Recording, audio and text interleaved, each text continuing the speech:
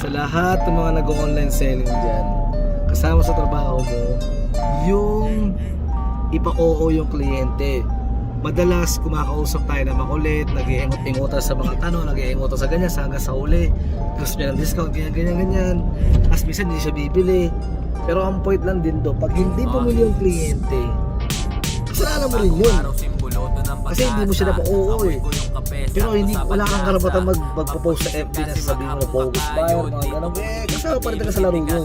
Tandaan mo, kasama sa trabaho natin yung ipa-oo yung kliyente. Kung hinabaan mo yung pasensya mo, di malamang makuha mo yung oo niya, di ba? Ikaw nga napao kita di ba? Kaya ang nanonood sa akin, di ba? So dapat ganun ka rin din mo. Habaan mo yung habaan lagi yung pasensya mo. Para makuha mo yung money! Madaming dahilan upang laging galingan. Madaming